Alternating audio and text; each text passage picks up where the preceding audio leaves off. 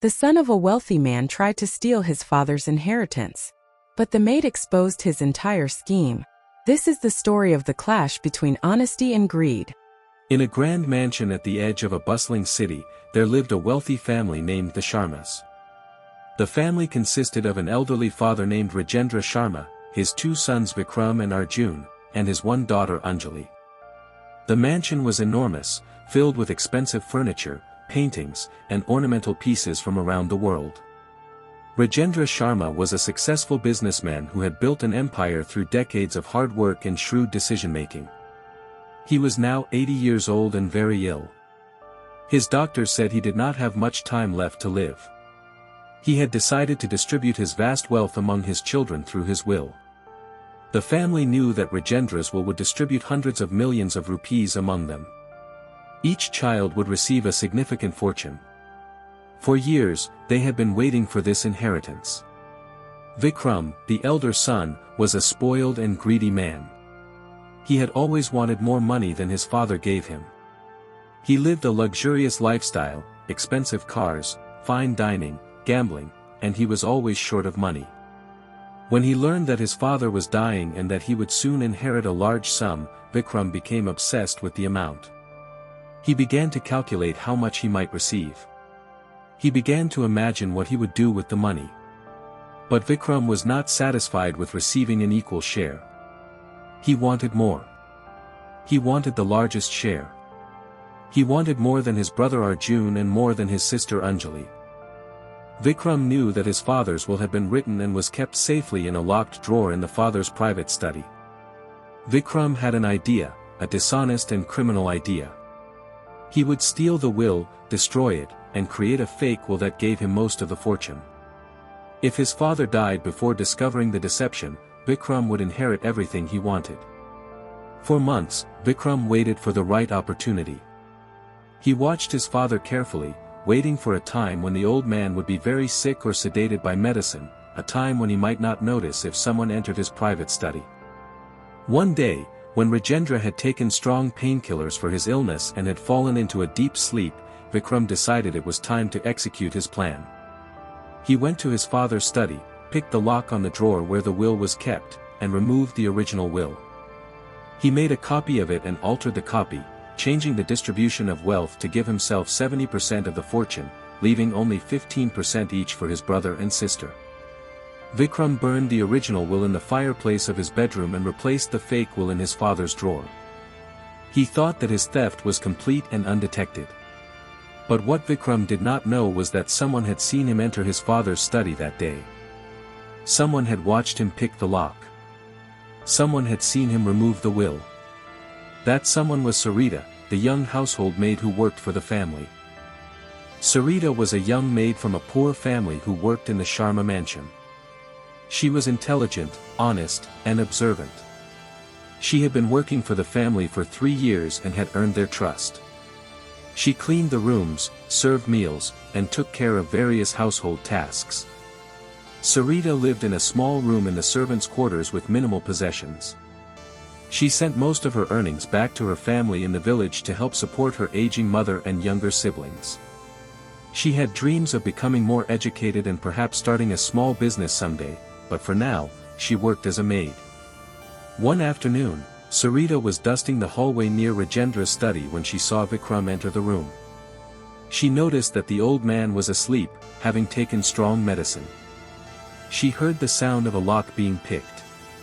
Curious and concerned, she quietly approached the study door and looked through the small crack. She saw Vikram remove a document from the locked drawer. She recognized it as the will because she had seen the lawyer deliver it weeks ago. She watched as Vikram read through the document, his face showing greed and calculation. Then she watched as he put the original in a folder and created a copy. Sarita stepped back quickly so Vikram would not see her. She was shocked by what she had witnessed. She knew that what Vikram was doing was dishonest and illegal.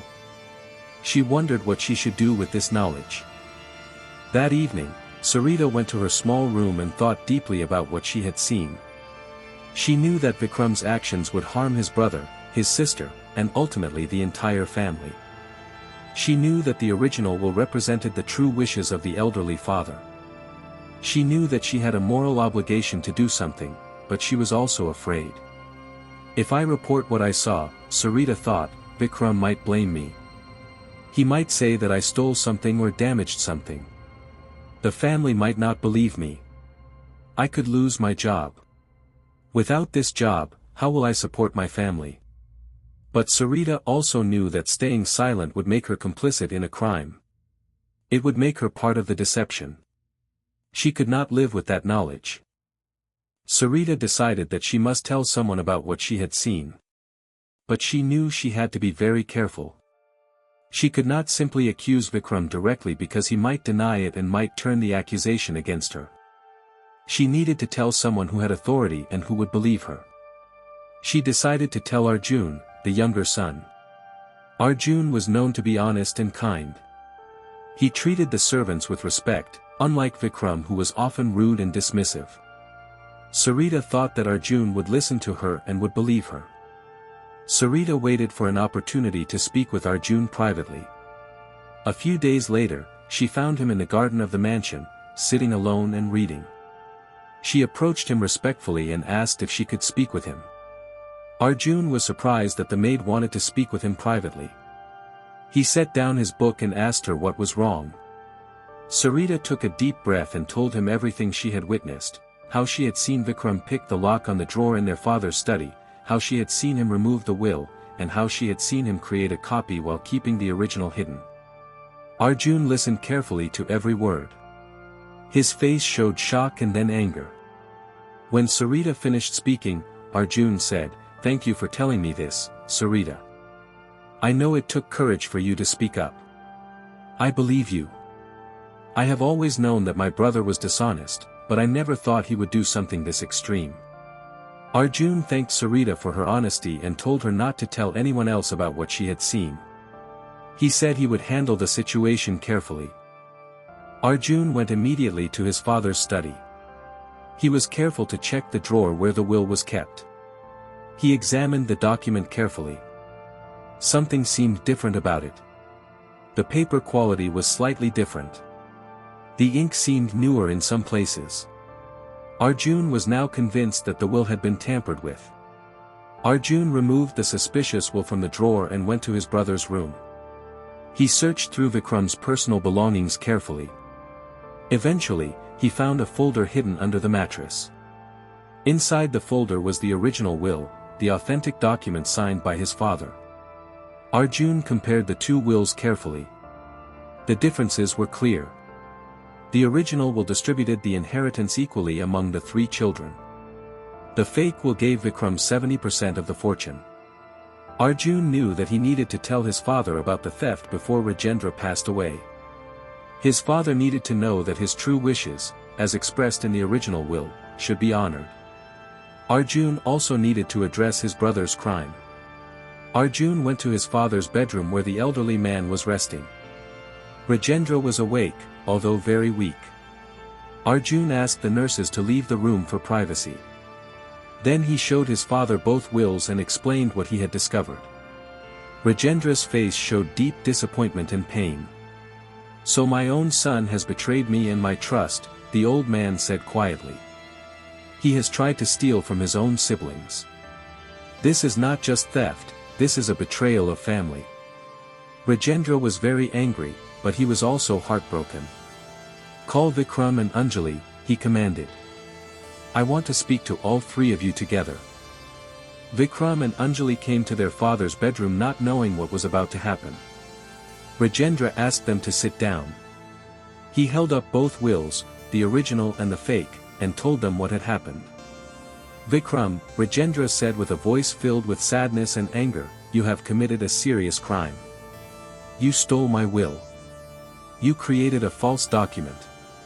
You tried to cheat your own brother and sister out of their rightful inheritance. How could you do this to your own family?" Vikram's face went white. He tried to deny the accusations, but his father held up both documents. The evidence was undeniable. "I am disappointed in you beyond words," Rajendra continued. "I raised you with wealth and comfort. I gave you every advantage. And this is how you repay my love. By committing theft and fraud against your own family. Vikram tried to explain, tried to make excuses, but his father would not listen. You will not inherit 1 rupee from my will, Rajendra declared. I am changing my will immediately. You will receive nothing. Everything will be divided equally between Arjun and Anjali. You have betrayed my trust and the trust of your siblings. You must face the legal consequences of your actions. Anjali was shocked and upset. She looked at her brother Vikram with disappointment and sadness. Arjun stood silently, his face showing that he had done the right thing even though it was painful.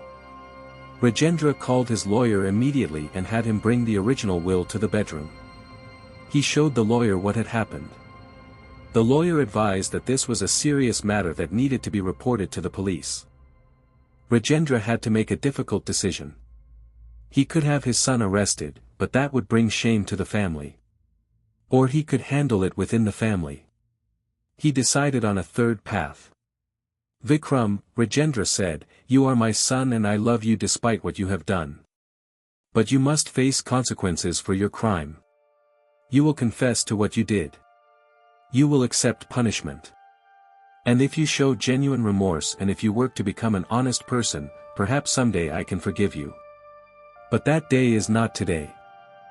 With his father's ultimatum and the evidence against him, Vikram had no choice but to confess. He admitted to picking the lock, stealing the original will, creating a false copy, and hiding the original. He admitted that he had done this out of greed and a desire to have more than his siblings. Rajendra arranged for Vikram to meet with the police. Vikram confessed to the crime and was arrested. He faced legal charges for theft and forgery. The case went to court. The evidence was overwhelming, not only the 2 wills but also Arjun's testimony and the testimony of other household staff members who had observed Vikram's suspicious behavior. Vikram was convicted and sentenced to 2 years in prison. The sentence was relatively light because he was the son of the victim and because Rajendra did not push for the maximum penalty. But Vikram had to face the consequences of his dishonesty. In prison, Vikram had time to think about what he had done. He began to realize that his greed had destroyed his life. He had thrown away his freedom, his dignity, his relationship with his family, all for the sake of money that he did not even get. He wrote letters to his family from prison, expressing genuine remorse for what he had done. He asked for their forgiveness, not expecting them to grant it. Meanwhile, Rajendra's condition continued to deteriorate.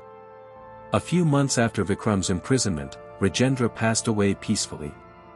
His will was read according to his final wishes, his wealth was divided equally between Arjun and Anjali.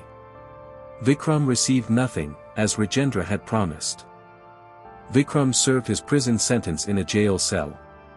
His cell was small and basic, nothing like the luxury he had known in his father's mansion. He had to wear prison clothes. He had to eat simple prison food. He had to work in prison, doing basic labor. For the first time in his life, Vikram had to face the reality of his actions. In prison, he was not wealthy. He had no status. He was just another prisoner. The other prisoners did not care about his family background or his education. They treated him as an equal. Vikram had time to think, perhaps too much time. He thought about how his greed had destroyed everything.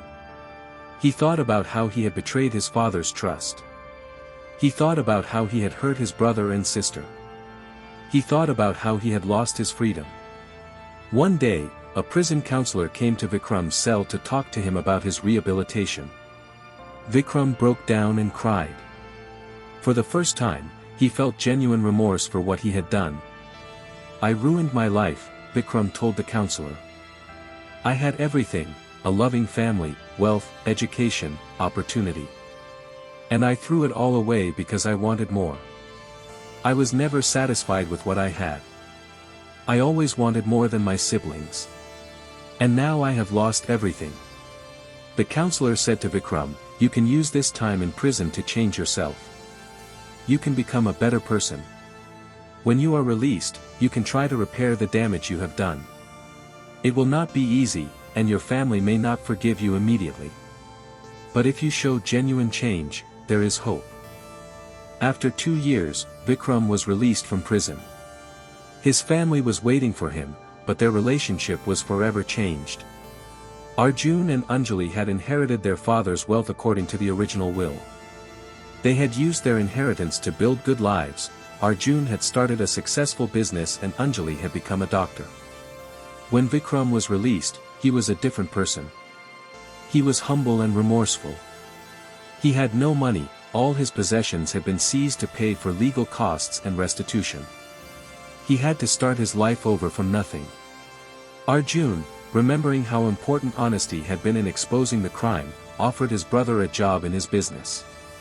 It was a humble position, not a high-ranking one, but it was honest work. Vikram accepted the job gratefully. Vikram worked hard in his brother's business. He was humble and hard-working. He did not complain. He did not demand special treatment. Slowly, over time, his family began to see that he was truly changing. Years passed. Vikram proved through his actions that his remorse was genuine. He lived a simple life, not seeking wealth or status. He used his salary to help others, he donated to charity, he helped poor families, he worked as a volunteer teaching prisoners in the jail where he had been imprisoned, trying to help them avoid making the same mistakes he had made. Eventually, Arjun and Anjali forgave their brother. They did not give him money, they believed that the hard way was the path to genuine character. But they welcomed him back into the family as a brother. They invited him to family gatherings. They supported his charitable work. Years after his release from prison, Vikram was invited to speak to a group of young people at a youth center about the dangers of greed and dishonesty. He shared his story, how his greed had led him to commit a crime, how his crime had brought him to prison, and how prison had given him the time and space to realize his mistakes. "I had everything," Vikram told the young people. "I had a loving father, supportive siblings, wealth, education, opportunity. But I was never satisfied. I always wanted more than I had. I always wanted more than my siblings had. And this greed destroyed my life." He described the crime he had committed and the prison sentence he had served. He described how difficult it had been to rebuild his life from nothing after his release. "If I could give you one piece of advice," Vikram said, "it would be this: appreciate what you have. Do not let greed control you. Greed is a poison that destroys everything it touches. Be honest in your dealings with others, especially with your own family. If you do something wrong, face the consequences with integrity and work to become a better person." Many young people were moved by Vikram's story. They saw in his life the consequences of dishonesty and the possibility of redemption. Some of them wrote letters to Vikram afterward, thanking him for his honesty and saying that his story had changed their perspective on what truly matters in life.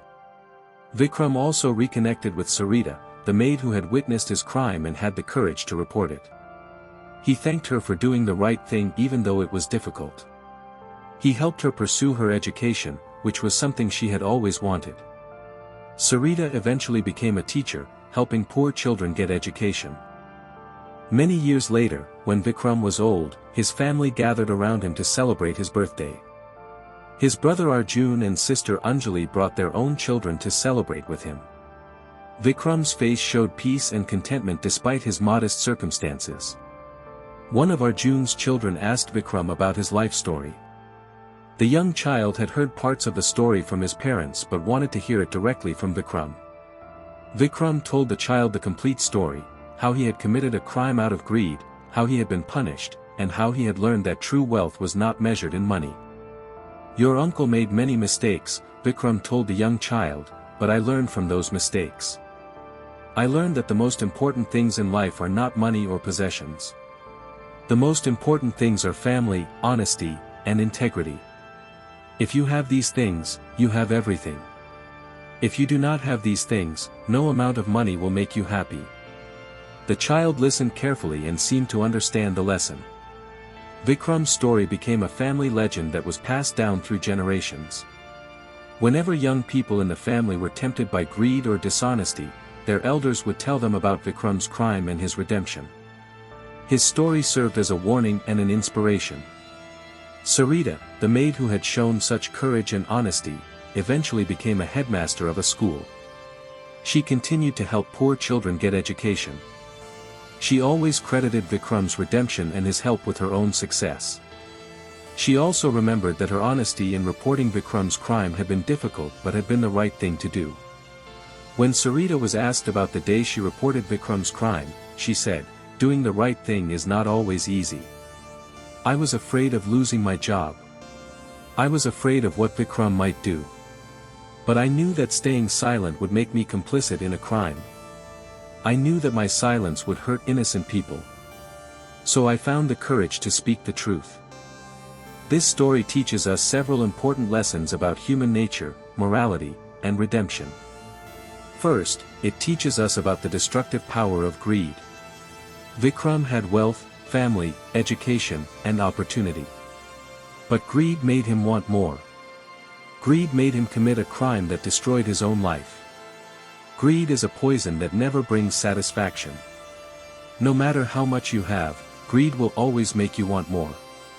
Second, it teaches us about the importance of honesty and integrity. Sarita, despite her fear and her lower social status, had the courage to report the crime. Arjun, despite it being his own brother who committed the crime, did the right thing. Because of their honesty and courage, justice was served. Third, it teaches us about the possibility of redemption. Vikram committed a serious crime, but he did not remain in his criminal ways. In prison, he had time to reflect. He genuinely changed. He worked to rebuild his character. His family, seeing his genuine change, eventually forgave him and welcomed him back. This shows that people can change if they are willing to do the hard work of personal transformation. Fourth, it teaches us that punishment can serve a constructive purpose. Vikram's prison sentence was not just about punishment, it was about giving him time and space to reflect and change. His prison time became the catalyst for his redemption. Finally, it teaches us that true wealth is not measured in money or possessions. Vikram had wealth before his crime, but he was not happy. He had less wealth after his redemption, but he was at peace. The peace and dignity that came from honest living and genuine relationships was worth far more than any amount of money that came through dishonest means.